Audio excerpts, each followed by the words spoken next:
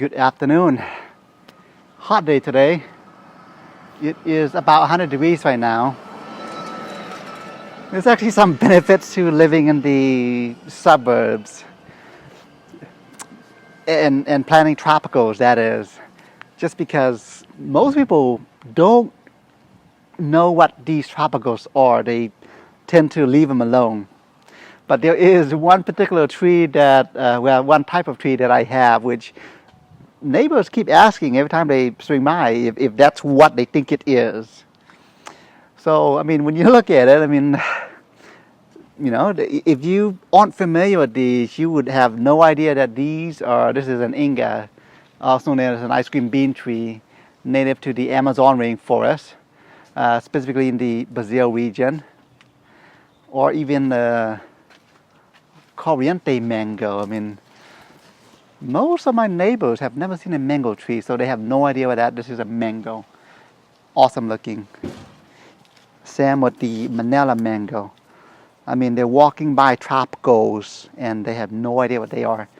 So there's some benefits to them, which usually means even if there's fruits, they leave them alone because, you know, it's potentially poisonous. But there is one type of tree that I can't seem to get them to stop asking questions about. And that would be the papaya. I mean, everyone kind of knows what a papaya looks like, the fruits themselves anyhow. So I wanted to talk about the papayas being another tree that is just crazy easy to grow in my opinion in the Central Valley's climate. So papaya, regardless of the variety, they actually do quite well in the Central Valley. Handles our heat. In fact, it loves the heat. I mean, again, it's about 100 degrees and it's in full sun. It's doing awesome. So this particular variety is a sunrise papaya, also known as a strawberry papaya, quite sweet. So as you can see, although it loves the summer, it tolerates the cold. Not a big fan of the cold, but I've not had any papaya die because of the cold. The winters will have a tendency to knock them down, but as soon as March comes and it warms up, it bounces back and it grows, you know, twice as big. So the cool thing with the climate that we have, in particular around winter time, is if you've noticed these were the old branches that were knocked down by the frost. And of course, I've since took them out. And what happens is each time that it gets knocked down, new one comes out to replace it. And with the development of each branch, new fruits are then formed. So this essentially becomes an octopus papaya where from a single trunk, it splits into, I say maybe about 12 trunks right here, and each trunk will set its own flower and therefore produce its own fruit. So you're going to want to thin it down heavily, otherwise there's just no way that this particular guy can support that many fruits. So sunrise, and one thing too about papaya is you're going to want to structurally support them, which is why I've got the rope supporting it. The thing with papayas, regardless of the variety, is the fact that the roots are quite shallow, which would mean they have a tendency to get top heavy just because imagine each papaya is about maybe 2 to 5 pounds. Multiply that by, 50 on a tree. That weighs a tree down quite a bit. And because of the shallowness of the root system, when there's just a little gust of wind, it's gonna knock them down. So make sure you structurally support them if you want it to stay there for a while. The thing too with papaya is the fact that they are quite short-lived compared to other trees. You're talking, I mean, in the valley, you might be lucky if you get 7 to 10 years out of them, just because they are quite productive. So sunrise papaya. Got another papaya, another set of papaya here. These two are Mexican variety papayas. The thing with the Mexican varieties is they are quite tall in the Central Valley. Yeah, another set of very, very productive trees here. So as you can see, I mean, winter comes, knocks out the branch, and then new one comes out to replace them. So that's why you see multiple sets of branches here, and each branch has their own sets of fruit. So you're gonna really, really want to thin them down. And as you can see, I also have them structurally supporting it. Otherwise, it's gonna get top heavy, and it's gonna fall on people as they walk by. I mean, I would hate to be sued because of a falling papaya on pedestrians. Knock on wood. So Mexican papayas. In fact, both of these are actually grown from seeds. The thing too with papayas is the fact that they do quite well when germinated from seed. You know, papayas is one of those easier fruits that you can simply take out the seeds, put them in the ground, and they will grow for you. And from seed, you're talking about a year before they are able to themselves produce fruits for you. So coming back here, so sunrise / strawberry papaya, Mexican papaya, newest additions to our papaya family collection, red lady papaya. I believe red ladies were developed in Florida. I want to say it's Florida. These are quite short, very sweet fruits. Excuse me. So the thing with papayas is, let me see if I can find them for you. Well, I don't see any, but when these two were planted, I want to say these two were, they've been in the ground maybe a month. They've been fairly young. But when they were in the ground, I want to say it was maybe a foot tall. So they've since grown quite a bit.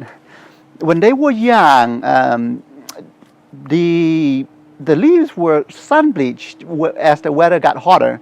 But eventually they both became acclimated, and they're fine now. I mean, yeah, both of these, as you can see, literally has virtually no microclimate beyond maybe the wall that I've got here. So yeah, that's great here in the Central Valley. Again, I've not had a papaya die because of the cold. It's always something else. Something else being the wind knocking them down. But yeah, so the red ladies, similar to the sunrise, are quite sweet, very, very sweet. With papayas, I generally like to plant them in pairs, just because as you can see, they don't take up that much space. I mean, if you notice the two Mexican papayas back there, I mean, I've got them literally in the same hole.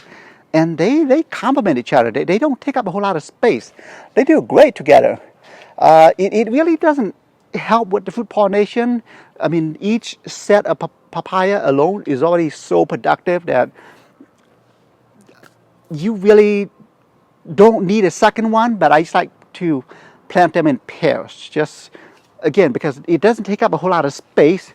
They seem to complement each other. So red lady here. Yeah, the red lady, I will say, just in my opinion, the red lady papaya and the sunrise papaya are the two sweeter varieties. The sunrise, especially, can be just a bit small when compared to, say, like the Mexican variety, but I mean, it's a papaya. Yeah, so again, the thing with papaya, as you can see, is even when they're young, I've got them structurally supported just because the wind is going to be the enemy. I will say, during wintertime, as with most of my tropicals, papaya particularly, don't water them. when you water a papaya in the winter time, because the trees are not transpiring as much, and because it's going to be the raining season for us, they are prone to root rot. The roots are so shallow, they don't go deep.